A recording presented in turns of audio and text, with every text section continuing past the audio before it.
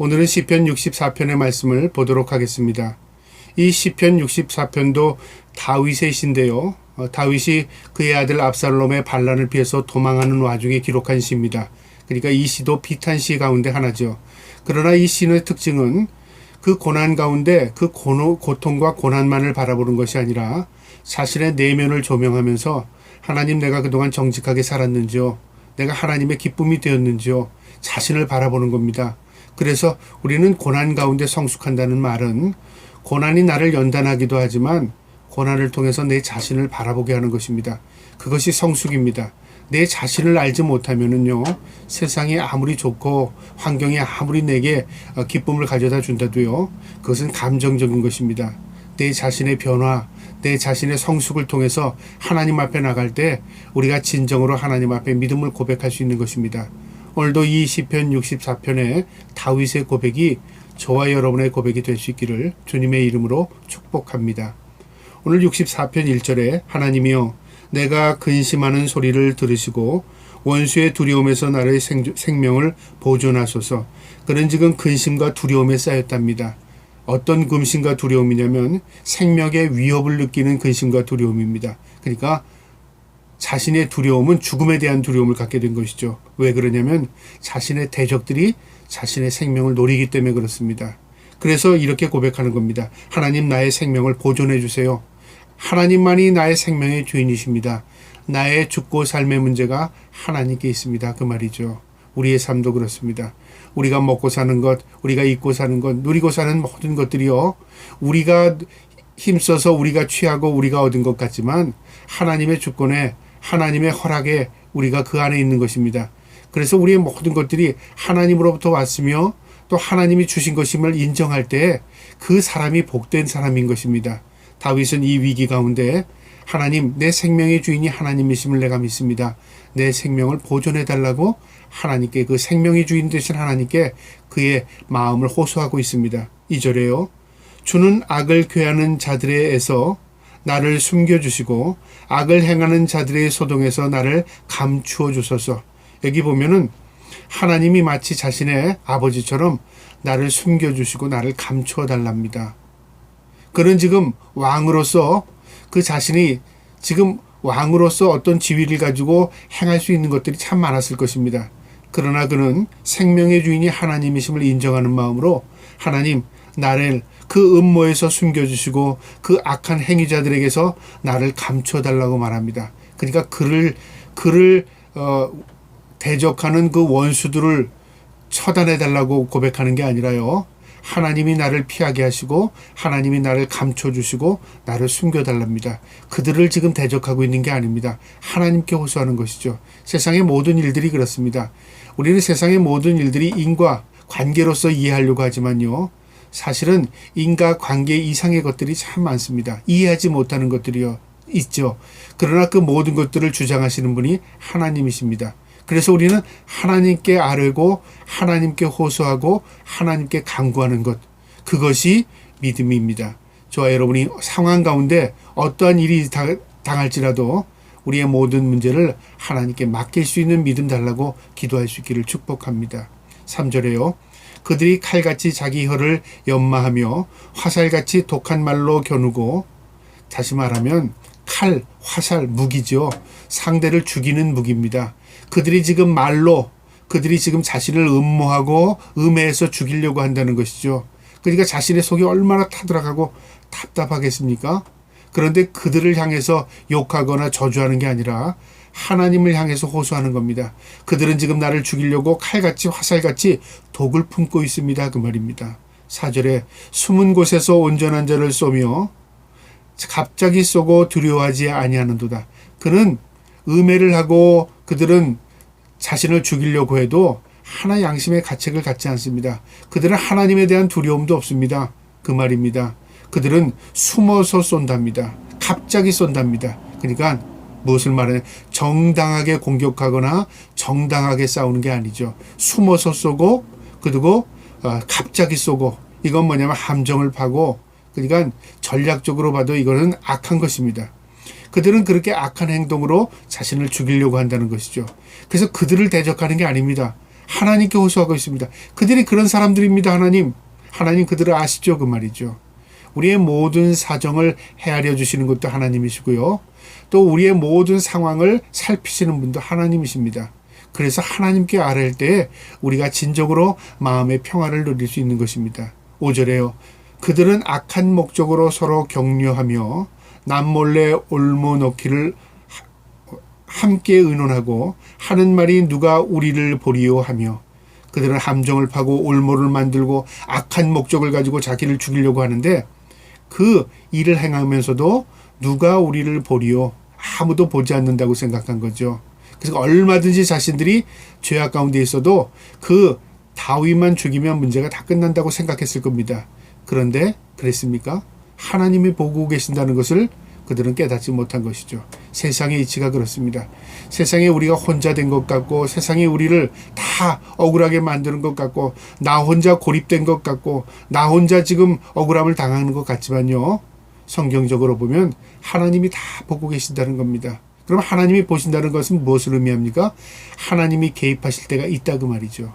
그래서 우리의 상황을 아뢰고 우리의 형편을 아뢰면 하나님이 하나님의 방법으로 하나님의 때에 우리의 억울한 속사정을 다 헤아려서 그 문제를 하나님의 은혜로 해결해 주십니다. 그런데 그 해결을 받으려면 어떻게 해야 되냐면 우리가 선한 곳에 속해야 된다는 거죠. 우리도 같이 악을 행하면서 하나님 내 편만 들어주세요. 그럴 수 없습니다. 세상이 아무리 악하고 세상이 아무리 흉흉해도 우리가 하나님의 편에서 하나님 앞에 정의롭고 의롭게 하나님의 뜻대로 살아간다면 하나님께서 하나님의 방법대로 모든 문제를 해결해 줄 때가 있습니다. 그것을 믿고 사는 것이 믿음입니다. 6절에 그들은 죄악을 꾸미며 이르기를 우리가 모책을 찾았다 하나니 그 사람의 속뜻과 마음이 깊도다. 그들은 마음 깊은 곳에 다른 사람은 모르도록 그 모략을 꾸민 겁니다. 그래서 묘책을 찾았다. 우리가 방법을 찾았다. 이 문제 해결할 수 있다. 다윗을 죽일 수 있다고 생각한 거죠. 자신들의 묘책으로 자신들의 전략으로 문제를 해결할 수 있다고 생각한 겁니다. 우리 인간들의 어리석음이 거기에 있습니다. 우리가 무엇을 방법을 찾고 어떤 문제를 해결하면 하나님이 계셔도 그 문제는 우리가 해결할 수 있다고 생각하는 사람들이 있습니다.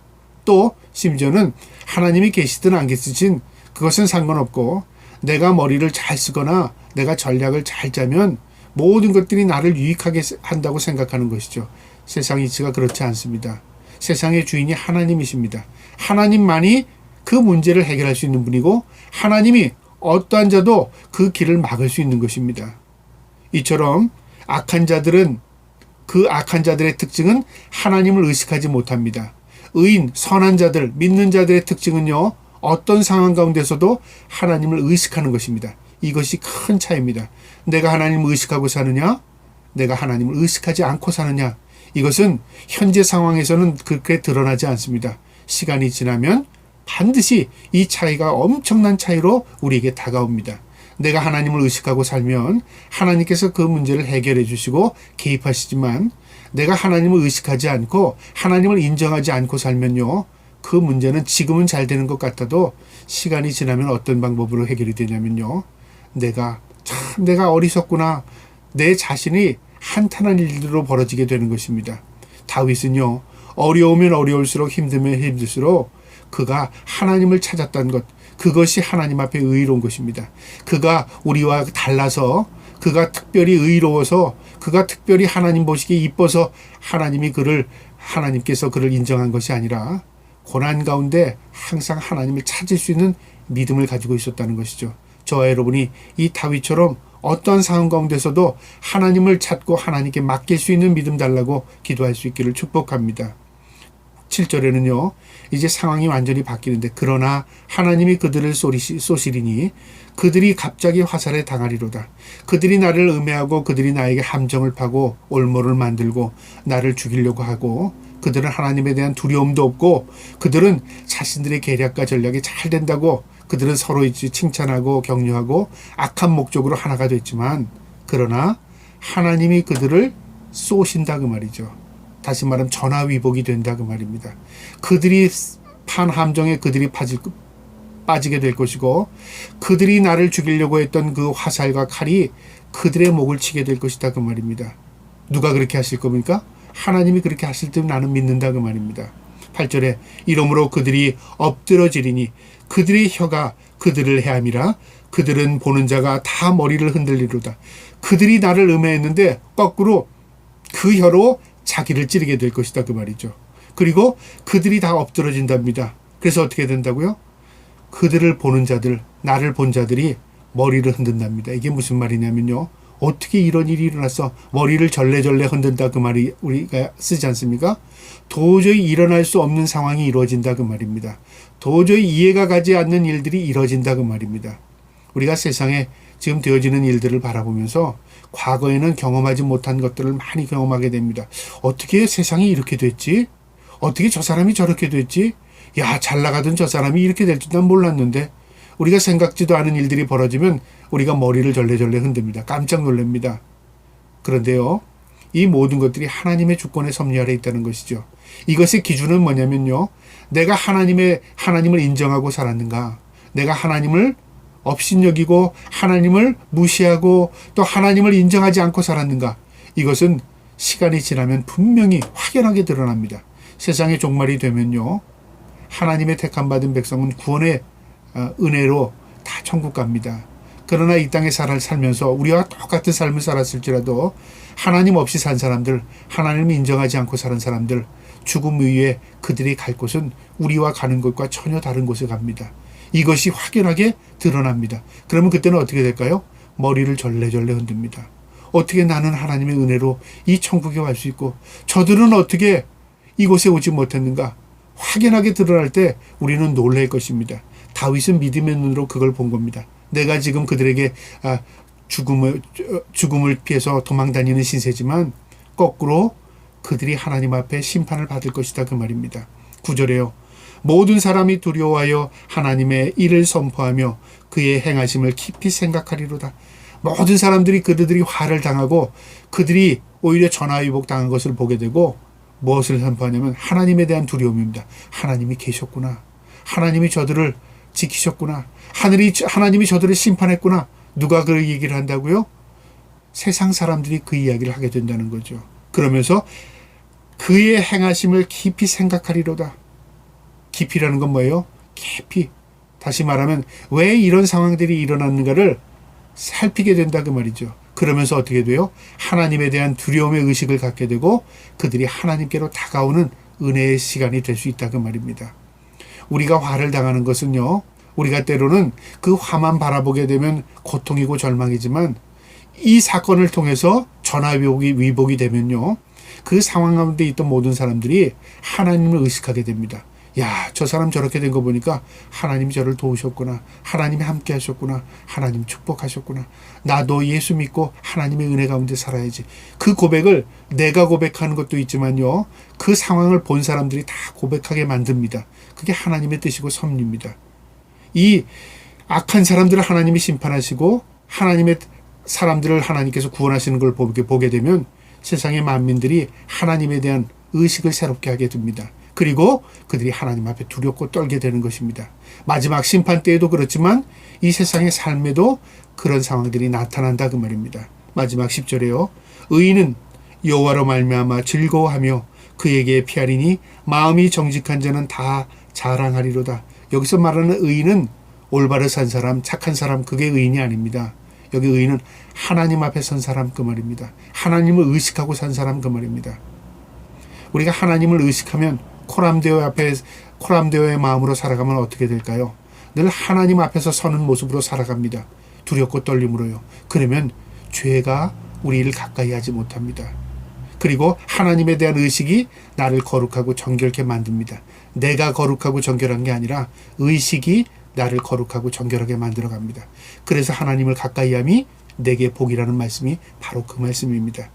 그리하여 어떻게 된다? 마음이 정직한 자는 다 자랑하리로다. 마음이 정직하다는 게 뭐냐면 저 사람보다 내가 정직하다. 그런 비교의 정직이 아닙니다. 하나님 앞에서 그 말입니다. 내가 하나님 앞에서 바르게 살려고 한 것, 하나님이 인정해 주시는 겁니다. 내가 부족하고 연약하지만 하나님 말씀대로 살려고 한 것, 그거 하나님이 인정해 준다고 말입니다. 그것을 하나님이 정직한 자라고 말합니다. 다 자랑한답니다. 무엇에 대한 자랑이요? 하나님에 대한 자랑. 하나님, 하나님의 은혜로 내가 살았습니다. 하나님께서 나를 지켜주셨습니다. 하나님을 나를 구원해 주셨습니다. 그런 자랑과 고백이 반드시 나타난다 그 말입니다. 이 다윗의 고백이 저와 여러분의 고백이 되기를 주님의 이름으로 축복합니다. 아멘.